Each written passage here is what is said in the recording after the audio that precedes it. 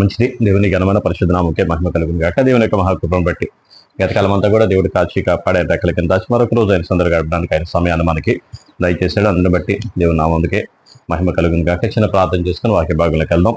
స్తోత్రం నాయన మహాపరిశుద్ధుడు అని దేవ మీకు వందనాలు, స్తోత్రాలు. మీరే మహిమ పొందండి. ప్రభావ వాక్యం ద్వారా మీరు కొద్దిసేపు మాతో మాట్లాడి బలపరిచి జీవించి ఆశ జ్ఞానంతో సహాయం చేసి కృపతను బదులు చేసి మీరే మహిమ పొందమని, మీ ఆత్మాభిషేకం నీకు సహాయం చేసి ఉపబుద్ధులు చేయమని వాక్యం వినుచున్న చూసిన ప్రతి బిడ్డను కూడా దీవించి ఆశించిన ఆయన మీ జ్ఞానంతో మీ ఆత్మతో సద్దాలకించడానికి సహాయం తెచ్చమని ఏసునామని అడిగి వేడుకొంచున్నాం తండ్రి. మంచి దేవుని ఘనమైన పరిశునామకే మహిమ కలిగిన యొక్క వాక్యం వినుచున్న చూసిన మీ అందరికీ కూడా ప్రభువైన యేసుక్రీస్తు నామములో వందనములు శుభములు తెలియజేస్తున్నాను. ఎన్నటి దినాన రాజులు మొదటి గ్రంథము 8వ అధ్యాయాన్ని మనం ధ్యానం చేసాం. దేవుని మందిరం అంతా కూడా కట్టడం పూర్తయిన తర్వాత దాన్ని ప్రతిష్ఠించి అక్కడ చేసిన ప్రార్థన అంతా కూడా మనం విన్నాం. ఆ ప్రార్థనలో నీ జనులు నీ ప్రజలైన వారు ఈ మందిరము తట్టు తిరిగి చేసిన ప్రార్థన అన్నీ కూడా నువ్వు ఆలకించు ప్రభువా అని చెప్పేసి అక్కడ ఏ పరిస్థితుల్లో వారు చేసే ప్రార్థన, వాళ్ళు కష్టంలో ఉన్నా, నష్టంలో ఉన్నా, బాధలో ఉన్నా, ఇరుకులో ఉన్నా, ఇబ్బందులో ఉన్నా, ఏ పరిస్థితులైనా సరే అక్కడ చేసే ప్రార్థన దేవుణ్ణి ఆలకించమని వేడుకున్నాడు. దేవుని మహిమతో ఆయన దిగి వచ్చాడు. ఆయన ఆ గాఢాంధకార మేఘంలో ఉండి ఆయన దిగి వచ్చి ఆ మహిమనంతా కూడా మహిమతో ఆ మందిరాన్ని కప్పాడు. కప్పగానే యాజకులు ఆ మందిరంలో సేవ చేయలేక బయటకు వచ్చేంత పరిస్థితి అక్కడికి వచ్చింది. దేవుని వెలుగు, మహా వెలుగు ఆ సొలొమోను కట్టిన ఆ మందిరంలో నిలిచి ఉండగా అప్పుడే సొలొమోను లేచి ప్రజలందరి ఎదుట కూడా దేవునికి ప్రార్థన చేస్తున్నాడు. అయ్యా, ఇక్కడ చేసే ప్రార్థన వారు మా దేశంలో వర్షం పడక లేదా చెడ పురుగులు పట్టి మిడతలు పట్టి అన్నీ కూడా నాశనం అయిపోయినప్పుడు, మా బాధలన్నీ కూడా నీకు చెప్పినప్పుడు బాధ ఆలకించి, మా కష్టం ఆలకించి మరలా వర్షాన్ని కురిపించు, మా దేశానికి సమృద్ధిని దయచేయి అని చెప్పేసి ప్రార్థన చేస్తున్నాడు. అలాగే ఆయన చేసే ప్రార్థనలో అన్యజనులైన వారు, అయ్యా నీ ప్రజలు అన్యజనులకు తెలియజేస్తారు కదా ప్రభావ, అన్యజనులు ఆ మాట విని నీ మందిరానికి వచ్చి నీ దగ్గర ప్రార్థన చేస్తే వారి ప్రార్థన కూడా నువ్వు ఆలకించి, వారు ఏ కష్టంలో ఉన్నా, వారు ఏ నష్టంలో ఉన్నా, ఏ పరిస్థితుల్లో ఉన్నా సరే వారి ప్రార్థనలకి నువ్వు సహాయం చేయి ప్రభు అని చెప్పేసి అడిగాడు. అలాగే దేశంలో వీరు చేసిన తప్పును బట్టి, వీరు చేసిన పాపాన్ని బట్టి ఏ దేశానికి వారు చెదిరిపోయినప్పటికీ కూడా, ఏ దేశానికి చెదిరిపోయినా వారు పడుతున్న బాధను బట్టి అక్కడ ఉండి ప్రార్థన చేసినప్పటికీ కూడా నీ మందిరంలోండి నీ మందిర నివాస స్థలమైన నీ తట్టు తిరిగి వారు చేసే ప్రార్థనను ఆకాశమందుండి ఆలకించి, వారు చేసే ప్రార్థన ఆలకించి ఏ దేశంలో అయితే వారు నివాసం చేస్తున్న వారి రాజులకు కనికరాన్ని పుట్టించి నీ ప్రజల మీద భద్రతా కాపుదల దయచేయ్యా అని చెప్పేసి ప్రార్థన చేశాడు. ఆ చేసిన ప్రార్థన అంతా కూడా దేవుడు ఆలకించాడు. ఆ తర్వాత ప్రజలు అందరూ కూడా అక్కడ బల్లర్పించడానికి అక్కడ ఆ ప్లేసు బలిపీఠం అనేది సరిపోక బలిపీఠం నిండిపోతే ఇంకా ఎదురు ఆవరణంలో కొంత స్థలాన్ని ప్రతిష్ఠించి అక్కడ బలిని అర్పించి అనేక మంది, కొన్ని లక్షల మంది అక్కడ దేవుని యొక్క దీవెన పొందుకున్నారు. 9వ అధ్యాయం మనం చూసినట్లయితే సొలొమోను యెహోవా మందిరమును రాజనగరును కట్టుటయు తాను చేయగోరినదంతటిని చేయుటయు ముగించిన తర్వాత గిబియోనులో ప్రత్యక్షమైనట్లు 2వ మారు యెహోవా సొలొమోనుకు ప్రత్యక్షమై అతనితో ఇలాగూ సెలవిచ్చెను, నా సముఖమందు నీవు చేసిన ప్రార్థన విన్నపములు నేను అంగీకరించి తిని, నా నామమును అక్కడ సదాకాలం ఉంచుటకు నీవు కట్టించిన ఈ మందిరము పరిశుద్ధపరిచి ఉన్నాను. నా దృష్టియు నా మనసు ఎల్లప్పుడూ అక్కడ ఉండును. నీ తండ్రి అయిన దావీదు నడిచినట్టు నీవును యథార్థ హృదయుడై నీతిని బట్టి నడుచుకొని నేను నీకు సెలవిచ్చినదంతటి ప్రకారం చేసి నా కట్టడలను విధులను అనుసరించిన ఎడల నీ సంతతిలో ఒకడు ఇశ్రాయేలు మీద సింహాసనాసీనుడై ఉండక మానడని నీ తండ్రి అయిన దావీదునకు నేను సెలవిచ్చి ఉన్నట్లు ఇశ్రాయేలు మీద నీ సింహాసనమును చిరకాలం వరకు స్థిరపరచబడును. హల్లెలూయా. దేవుడు 2వ మారు మొదటిసారి గిబియోనులో ఉన్నత స్థలం దగ్గర అక్కడ బలులు అర్పించి అక్కడ ప్రార్థన చేసినప్పుడు ఆ రోజు రాత్రి ఆ బలులు అర్పించి అక్కడ నిద్రపోతే దేవుడు దర్శించాడు. దేవుడు ఆయన దర్శించినప్పుడు నీకు ఏం కావాలో అడుగు అంటే, ఆ రాజుగా అయినా మొదటి దినాలు, రాజుగా అయినా ప్రథమ దినాల్లో అప్పుడు అంటున్నాడు. దేవుణ్ణి అడుగుతున్న మాట ఏంటంటే, ఇంత పెద్ద జనానికి నేను నీతి న్యాయం తీర్చడానికి వారు ఎవరెవరు ఎక్కడలా ఉంటారో, ఏ మనసు కలిగి ఉంటారో, ఏ పద్ధతిలో ఉంటారో వాళ్ళందరూ నా దగ్గరికి వస్తారు కదా, నేను వారికి అన్యాయంగా తీర్పు తీర్చకూడదు. అన్యాయంగా తీర్పు తీర్చకూడదు, నీతిగా న్యాయంగా తీర్పు తీర్చడానికి కానీ వాళ్ళు పరిపాలించడానికి నా జ్ఞాన వివేకం కలిగిన ఆత్మను ఒక దయచేయమని దేవుణ్ణి అడిగాడు. దేవుణ్ణి అడిగితే నువ్వు ధనాన్ని అడగలేదు, ఐశ్వర్యాన్ని అడిగింది, శత్రువు ప్రాణాన్ని కూడా అడగకుండా జ్ఞాన వివేకం కలిగిన ఆత్మను అడిగావని చెప్పేసి దేవుడు వాటితో పాటు ఐశ్వర్యమును ఘనతను కూడా ఆ రోజు ఇచ్చాడు. రెండో రోజు ఇక్కడ ప్రార్థన చేసే ప్రార్థనలు కూడా, ఇక్కడ చేసే దానిలో కూడా దేవుణ్ణి అడుగుతుందంతా కూడా, దేవుణ్ణి అడిగేదంతా కూడా శత్రువుల గురించి ఎక్కడా అడగలేదు. నా జనుల క్షేమం గురించి అడిగాడు. జనుల క్షేమంలో జనులు చేసే మరంతా కూడా ఆలకించే దానిలో ఆ శత్రువులు ఆ చుట్టుపక్కల దేశాలు మేము గొప్పగా ఉండాలి, మేము ఉన్నతంగా ఉండాలి, మేము అలా ఉండాలి ఇలా ఉండాలి అనకుండా మేమెంతైనా సరే మనుషులందరం కూడా పాపం చేసిన వారమే, తప్పు చేసిన వారమే. మేమైతే తప్పు చేసినప్పుడు, పాపం చేసినప్పుడు కోపంతో మమ్మల్ని దూరం చేయక మమ్మల్ని కనికరపడి మాకు సహాయం చేయమని ఆ చేసిన ప్రార్థన అంతా అలాగే ఉంటుంది. అంటే ప్రజలందరి నిమిత్తం చేసిన ప్రార్థన ఆనాడు మోషే చేశాడు. అలాగా మోషే ఆ రోజు ప్రార్థన చేసినప్పుడు జనులందరూ కూడా, నీకు జనులందరూ తీసే మోషే, నీ కడుపున నీ గర్భాన్ని ఇంత జనాన్ని నేను పుట్టిస్తాను, నేను ఇంత జనాన్ని నీకు ఇచ్చి నీ రాజ్యాన్ని స్థిరపరుస్తానంటే మోషే అంటున్నాడు ఆ రోజు, అయ్యా అలా కాదు, ఈ ప్రజల క్షేమాన్ని నువ్వు దయచేయ, వీళ్ళందరూ నీ ప్రజలే, వారు తెలుసో తెలియకో తప్పు చేశారు అని చెప్పి ఆ రోజు కూడా మోషే వేడుకున్నాడు. దేవుని మనం ఏదన్నా వేడుకున్నాము అంటే మన గొప్పతనం కోసం, మన ఘనత కోసమో కాదు, కానీ ప్రజల క్షేమం కోసం, నశించిపోతున్న ఆత్మల కోసం మనం ఎప్పుడైతే ప్రార్థన చేస్తామో, ఎప్పుడైతే మొర పెడతామో ఆ మొర దేవునికి ఇష్టమైంది, దేవుడు అంగీకరించేది, దేవుడు దాన్ని బట్టి మన కార్యం చేస్తాడు. ఆ విధంగా మనం ప్రార్థన చేయాలి, ఆ విధంగా దేవుని మనం వేడుకోవాలి. సొలొమోను అలాగే వేడుకున్నాడు. సొలొమోను అదే అడిగాడు. మొదటిసారి అడిగినప్పుడు ఈ జనుల క్షేమం కోసం నాకు వివేకాన్ని ఇమ్మని అడిగాడు. రెండోసారి అడిగినప్పుడు కూడా మందిరాన్ని కట్టించినప్పుడు ఇక్కడ ఎవరు ప్రార్థన చేసినా వారి యొక్క బాధలు కానీ వారి కష్టాలు కానీ నువ్వు తీర్చయ్యా అని చెప్పేసి దేవుణ్ణి అడిగాడు. కానీ నాకున్న స్థితి నుండి ఇంకా ఉన్నతమైన స్థితి ఇవ్వమని అడగల, లేదా శత్రువు ప్రపంచం మొత్తం నేనే గెలవాలని అడగల, ప్రపంచంలో రాజులందరూ కూడా నాకు కప్పం కట్టాలని అడగల. ఏమడిగాడంటే జనుల క్షేమం కోసం. ఈ ప్రజలు ఎక్కడైనా తప్పు చేసి, పాపం చేసి, అన్యాయం చేసి, ఎక్కడైనా సరే రాజుల దగ్గర వెళ్ళిపోయినా, తిరుక్కుపోయినా, వారు చెరలోకి తీసుకెళ్ళిపోయినా వారు కూడా అక్కడ ప్రార్థన చేసి నువ్వు కనికరించి ప్రభువా అని చెప్పేసి దేవుణ్ణి అడుగుతూ ఉన్నాడు, దేవుని వేడుకుంటా ఉన్నాడు, దేవుని యందు బతిమాలుతూ ఉన్నాడు. ఆ ప్రార్థన చేస్తే దేవునికి అది అంగీకారమైంది, ఇష్టమైంది. అందుకే రెండోసారి మరలా దేవుడు దర్శించి ఆయనతో మాట్లాడి, నువ్వు చేసిన ప్రార్థన నేను ఆలకించాను, అంగీకరించాను.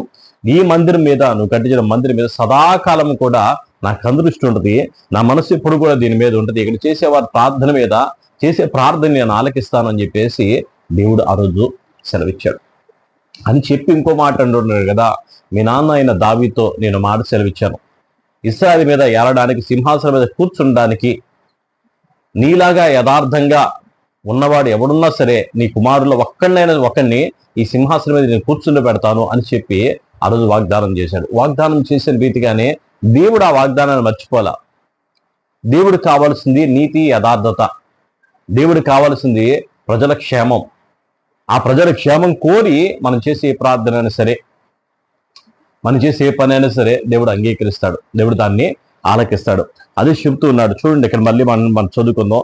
నీ తండ్రి అయిన దావీదు నడిచినట్లు నీవును యథార్థ హృదయుడివై నీతిని బట్టి నడుచుకొని నేను నీకు సెలవిచ్చినదంతటి ప్రకారము చేసి నా కట్టడలను విధులను అనుసరించిన యెడల నీ సంతతిలో ఒక్కడు ఇశ్రాయేలు మీద సింహాసనాసీనుడై ఉండక మానడని నీ దేవుడని నీ తండ్రి అయిన దావీదునకు నేను సెలవిచ్చినట్లు ఇశ్రాయేలు మీద సింహాసనమును చిరకాలము స్థిరపరచుదును. అయితే మీరే గాని మీ కుమారులే గాని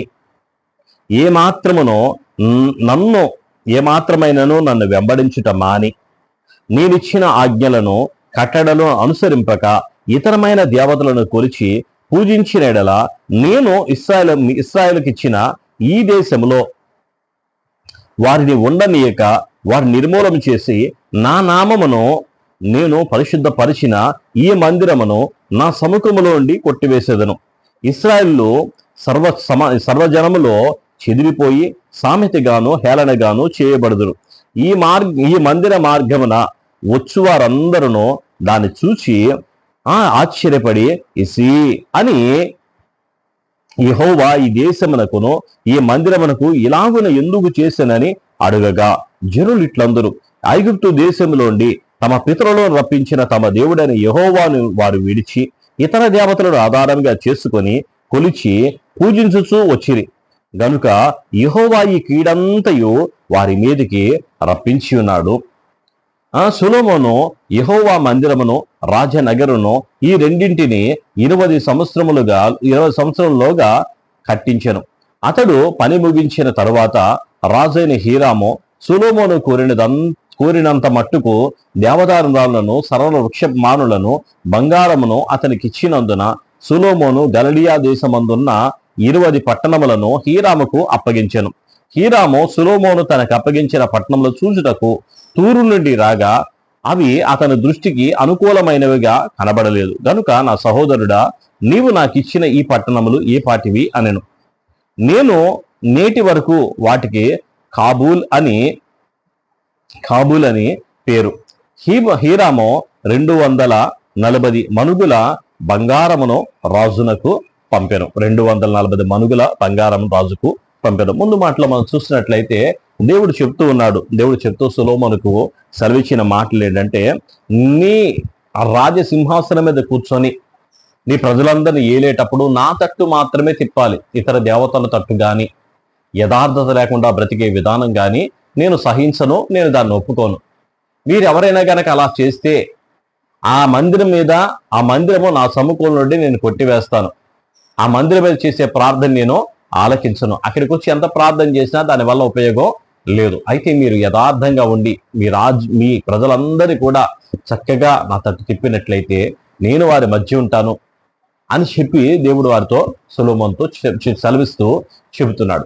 సొలొమోను దర్శించి మాట్లాడుతున్నాడు. అతను సొలొమోను యెహోవా మందిరాన్ని రాజనగరు కట్టడానికి హీరాము ఇచ్చిన ఆ యొక్క కలపంతా కూడా ఇంకా 10 నగరాలు కట్టేంతగా ఇచ్చాడంట. ఆ 10 నగరాలు కట్టి హీరాంకి అప్పగించగా తూరు దేశపు రాజు అయినప్పటికీ కూడా ఆ పట్టణాలు చూసినప్పుడు ఆయనకి అది సహించలేదంట, అంతగా నచ్చలేదంట ఆ పట్టణాలు. మరి ఎందుకనో తెలియదు కానీ అంటూ ఉన్నాడు ఆ పట్టణాలు.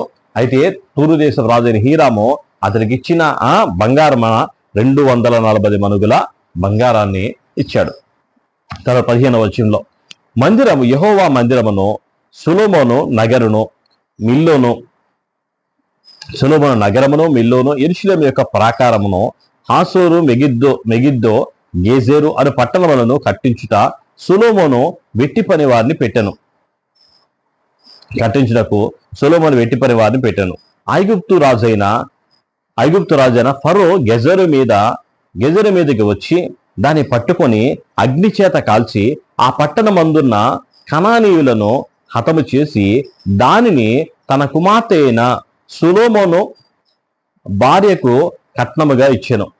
సొలొమోను గెజెరును కట్టించెను మరియు దిగువను బెత్‌హోరోనును బయాలతును అరణ్యములోనున్న తద్మోరును సొలొమోను భోజన పదార్థములకు ఏర్పాటైన పట్టణములను రథములను ఏర్పాటైన పట్టణములను రౌతులకు ఏర్పాటైన పట్టణములను సొలొమోను యెరూషలేము నందును లెబానోను నందును తాను ఏలిన దేశమంతటి యందును ఏదేది కట్టుటకు కోరెనో అదియు కట్టెను.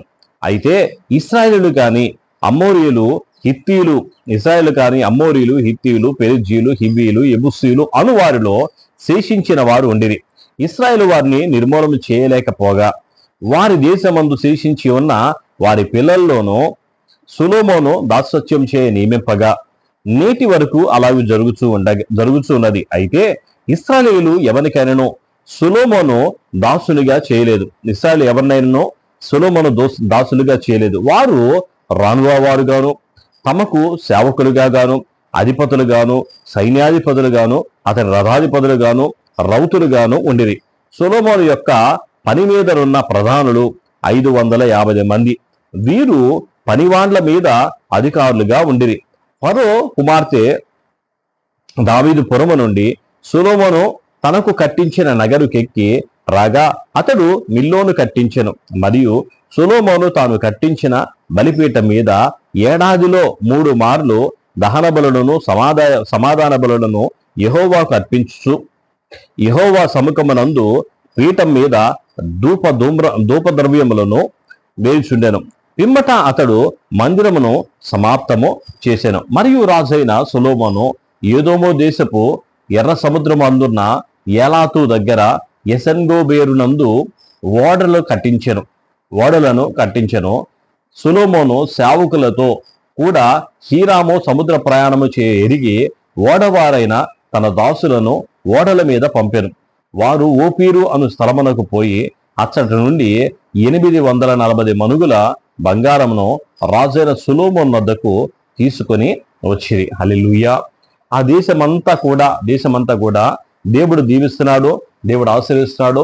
అనేకమైన బంగారం, వెండి, ఆ కలప ఎంతైతే అంత మొత్తం కూడా సమకూర్చబడుతున్న తర్వాత సొలొమోను ఆ నగరులను కట్టించి, ఆ ప్రాంతాన్ని కట్టించి, అందులో ఎవరెవరికి కావాలో వంటశాల వారికి కావాల్సిన గృహాలన్నీ ఆ పట్టణం కట్టించాడు.